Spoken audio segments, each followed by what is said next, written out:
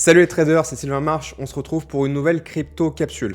Alors aujourd'hui, je vais faire un focus sur la capitalisation boursière totale du marché des crypto-monnaies depuis son inception, depuis que cette classe d'actifs existe, pour faire une grosse analyse macro de la situation actuelle. Quel est le potentiel du marché d'ici la fin de l'année? Par quelle phase de danger on pourrait encore passer avant d'atteindre de nouveaux plus hauts? Ça va nous permettre vraiment de prendre du recul et de regarder dans son ensemble la situation dans laquelle on se trouve aujourd'hui. Je sais qu'il y a beaucoup d'inquiétudes actuellement. Le sentiment général, il est quand même plutôt négatif. Il y a beaucoup de peur sur les marchés et je pense qu'on est quand même encore dans une situation qui est très prometteuse et je vais essayer aujourd'hui de vous expliquer pourquoi dans cette vidéo. C'est parti.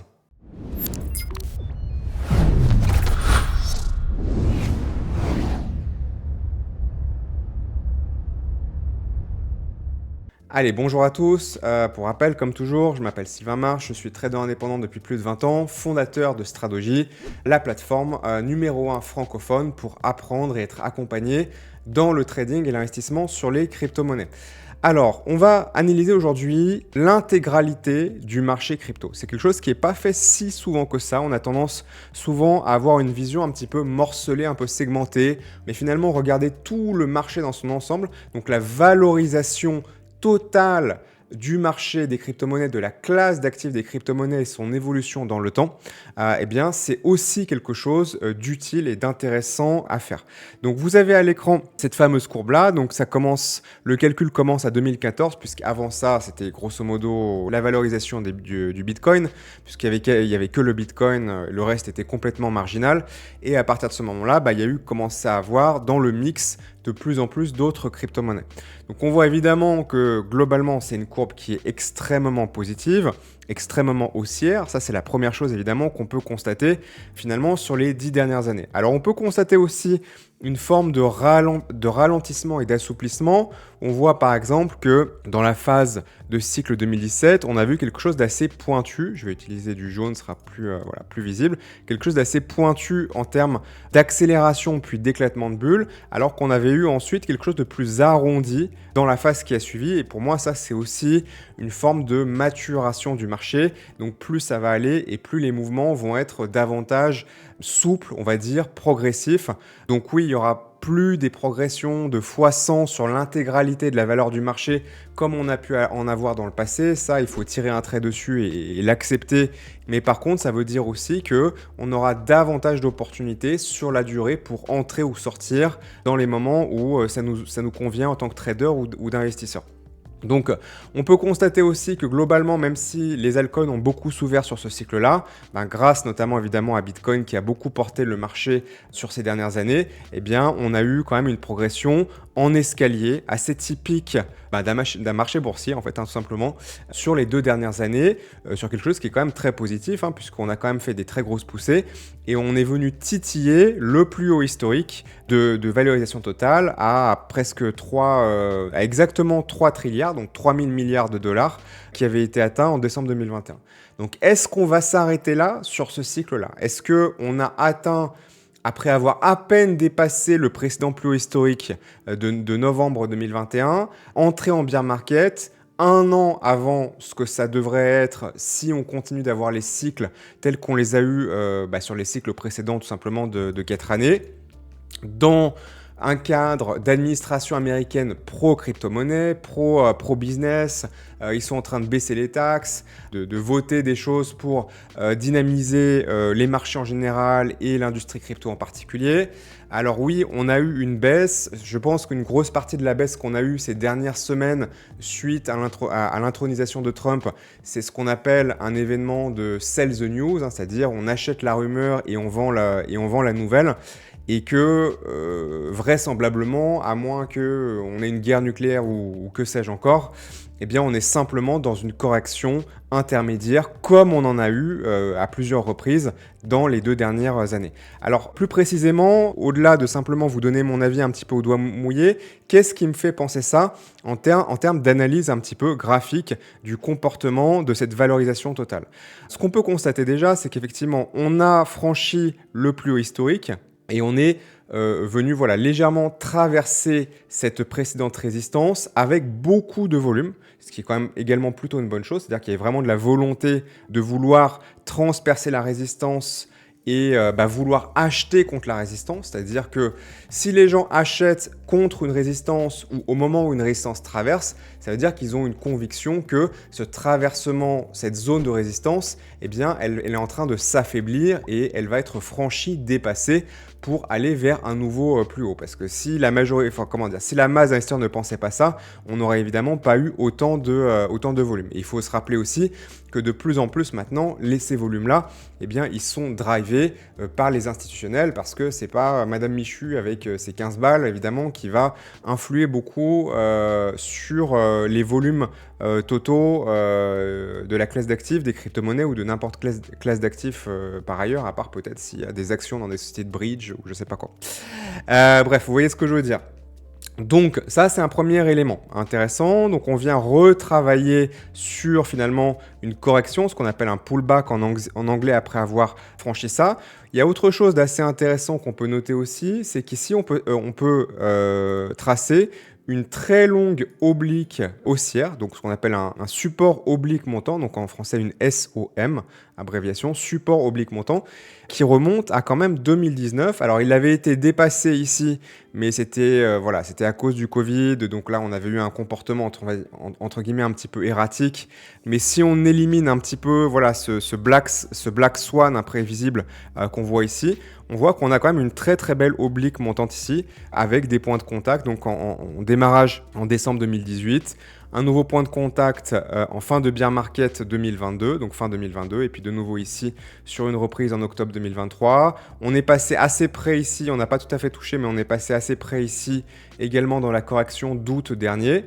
Et là, pour l'instant, on n'est pas en contact. Alors, qu'est-ce qui est intéressant dans cette figure chartiste et qu'est-ce qui amène de la prudence et de la vigilance? Ce qui est intéressant globalement, c'est qu'on voit qu'on est quand même sur une construction haussière et que pour l'instant, il n'y a rien qui vient invalider cette construction haussière. Donc, on a quand même, à partir du moment où on va venir, à un moment donné, retravailler au-dessus de cette résistance, eh bien, un triangle de compression qu'on peut voir ici, qui est en train de se comprimer à l'intérieur de ce triangle avec cette résistance horizontale ici. Donc, c'est ce que j'appelle, moi, dans mon jargon personnel, un triangle rectangle, parce que, si on fait...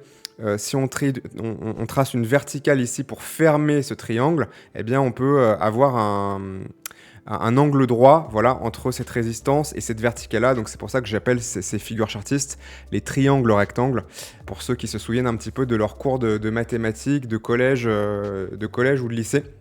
Et en général, ce sont des figures plutôt de continuation. C'est-à-dire que quand on vient casser la résistance de ce type de triangle rectangle, après on peut avoir une continuation haussière, voire même une explosion haussière si ça se comprime suffisamment longtemps et suffisamment proprement à l'intérieur de ce triangle et que ça sort avec du volume.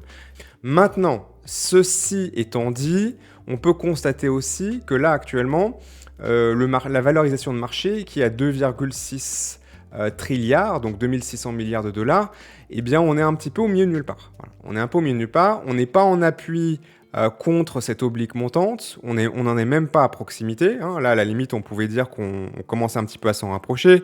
Bon, après, ça dépend aussi un petit peu comment on trace. On peut toujours, légèrement ajuster les choses et éventuellement rapprocher un petit peu pour faire contact. On peut le faire comme ça aussi. On voit qu'on est à quasi contact ici et à quasi contact ici également. C'est pas évidemment une science exacte. Mais on travaille avec des zones, on travaille avec des probabilités. Donc là, on est quand même un petit peu dans une zone à court terme de danger, parce que potentiellement, on n'est pas à l'abri que ça continue de baisser, que ça vienne chercher comme ça le support sur ce grand triangle multicycle, rebondisse, et puis qu'on vienne casser, et puis qu'on ait de nouveau ensuite une progression importante qui nous amène sur la fin de l'année 2025 et la fameuse bulle d'accélération qu'on a eu historiquement sur tous les cycles précédents. Donc ce scénario-là est loin d'être invalidé actuellement. Je dirais même qu'on a encore de la marge, hein, puisque là, voilà, la résistance de support est à 2,11 et on est actuellement à 2,6. Donc on a encore de la marge baissière sans pour autant invalider ce scénario-là. Si on venait travailler ici et qu'on cassait à la baisse et qu'on venait remonter contre cette oblique et s'effondrer de nouveau, là, on serait en train de changer de paradigme, d'accord? Et peut-être que là, ça nous amènerait sur la première année baissière, 2 ans après la fin du précédent bear market, au lieu de 3 ans après la fin du précédent bear market. Ce serait évidemment du jamais vu. Ça peut arriver aussi, mais pour moi, c'est vraiment cette zone qui va être à regarder avec attention. Est-ce qu'en gros, on va rebondir dessus, même si ce n'est pas forcément en ligne droite, et aller retravailler à nouveau et affaiblir en venant la tester à plusieurs reprises cette résistance aux 3 trilliards, ou est-ce qu'au contraire, on passe de l'autre côté et on échoue en essayant de remonter contre cette oblique montante qui date de 2019. Donc ça va être un moment assez important.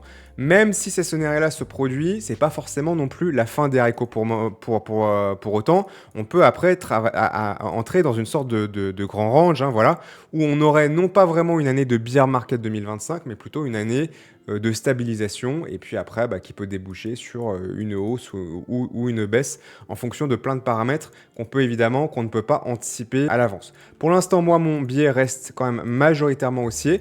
Il est possible qu'on ait quand même si en termes de comportement de prix général, on ait quelque chose qui continue de ressembler à ce qu'on a eu précédemment, simplement avec moins d'amplitude évidemment au fur et à mesure de chaque cycle, il est possible aussi qu'on entre dans une phase où il y a un grand écrémage. C'est-à-dire qu'il y ait beaucoup moins de projets qui fassent des fois 10, des fois 100, des fois 1000 de nulle part, comme on a eu précédemment, où quand le marché montait, eh bien, tous les shitcoins montaient et même les pires tokens, les pires projets montaient aussi parce que tout montait en même temps sans vraiment distinction, sans discernement. Et c'est possible que le premier changement de paradigme qui casse un petit peu les séquences précédentes soit celui-là. C'est-à-dire qu'on continue d'avoir un marché haussier plus raisonnable parce qu'il ne va pas être porté par tous les shitcoins de la planète, il va être porté par uniquement les projets qui ont des fondamentaux solides, qui sont en capacité de générer du cash et donc de soutenir leur valorisation et la valorisation de leur token sur la durée. Et donc ce serait une forme quand même malgré tout d'assainissement du marché. Alors il y aura toujours une partie casino, voilà, que ce soit clair. Moi je suis aussi convaincu que une des raisons pour lesquelles la crypto-monnaie a eu autant de traction en seulement 15 ans et a atteint les objectifs de visibilité et de capitalisation qu'elle a atteint, c'est aussi grâce au casino, d'accord? Parce que la crypto, il y a une partie de la crypto-monnaie, c'est une sorte de casino géant en ligne auquel tout le monde peut participer et auquel tout le monde, entre guillemets, un petit peu a sa chance de gagner. Et ça, c'est un driver aussi. Voilà. C'est un driver de liquidité, c'est un driver d'exposition, de visibilité. Et je pense qu'on aura toujours un segment, un secteur dans la crypto-monnaie qui s'apparente à du casino à travers les shitcoins, les meme coins et ce genre de choses-là. Il y aura toujours des nouveaux narratifs, évidemment, qui vont émerger. Mais peut-être que ce sera un petit peu plus restreint, un peu plus contenu et que par ailleurs on aura peut-être moins de projets qui émergeront forts mais qui seront poussés par des vrais fondamentaux et qui continueront quand même de pousser à la hausse globalement la valeur totale du marché des crypto-monnaies. Voilà, j'espère que ce focus du jour vous aura été instructif. Vous connaissez un petit peu mon plan de bataille. On se retrouve très prochainement pour une nouvelle crypto-capsule. D'ici là, pensez bien à mettre un pouce en l'air si vous avez apprécié ce contenu pour me signifier que je devrais en faire davantage de ce type-là. Abonnez-vous à la chaîne si ce n'est pas déjà fait pour être notifié quand je publie une nouvelle vidéo. Elles sont évidemment gratuites. Vous pouvez vous inscrire à la plateforme Stradogy, vous trouverez 2 liens en description, un lien pour rejoindre notre Discord et un lien pour rejoindre notre site internet pour rejoindre notre communauté, découvrir nos formations et nos programmes d'accompagnement pour réussir vos objectifs de liberté, d'indépendance, d'enrichissement avec l'investissement et le trading sur les crypto-monnaies. À bientôt, salut.